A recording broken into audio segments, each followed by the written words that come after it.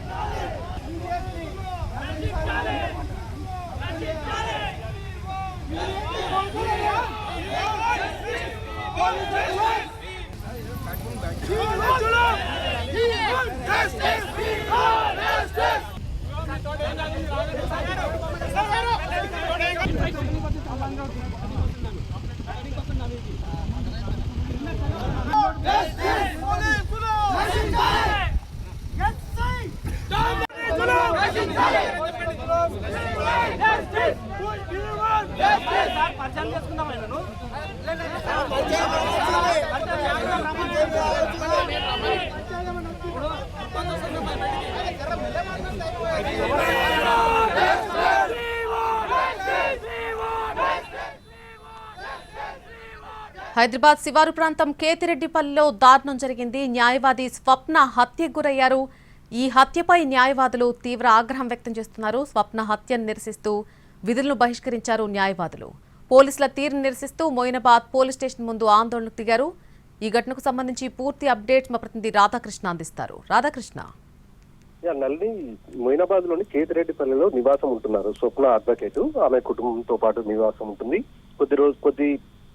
కొన్నేళ్ల క్రితమే ఆమె ఒక ప్రేమ వివాహం కూడా చేసుకున్నట్లుగా మనకు తెలుస్తుంది. అయితే గత కొద్ది కాలంగా కుటుంబ సభ్యులకు సంబంధించి వీళ్ళల్లో విభేదాలు కొనసాగుతున్నాయి. ఈ క్రమంలోనే ఆమె సోదరుడు రాజు తోటి విభేదాలు ఉన్నాయనేది కూడా మనకు తెలుస్తుంది. అందులో భాగంగానే గత కొద్ది రోజులుగా వీళ్ళ భూ వివాదం ఒకటి కొనసాగుతుంది.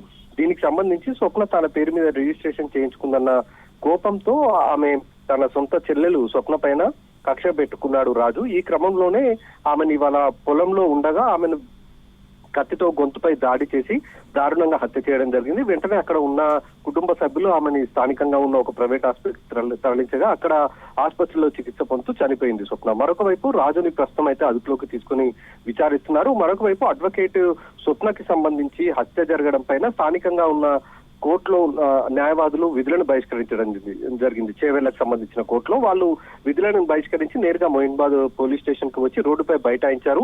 ఆ కుటుంబ సభ్యులు, స్వప్నకు సంబంధించిన కుటుంబ సభ్యులు ఇచ్చిన ఫిర్యాదుని పోలీసులు సరిగ్గా పట్టించుకోవట్లేదంటూ కూడా అడ్వకేట్లు అందరూ కూడా రోడ్డుపై బైఠాయించి ధర్నాకు దిగడం జరిగింది. ప్రస్తుతం వాళ్ళతోటి పోలీసు అధికారులు మాట్లాడుతున్నారు. మరొక వైపు హత్యకు పాల్పడ్డ రాజును కూడా ప్రస్తుతం అదుపులోకి తీసుకుని విచారిస్తున్నారు మొయినాబాద్ పోలీసులు. Nandi. Right Radhakrishna, thank you.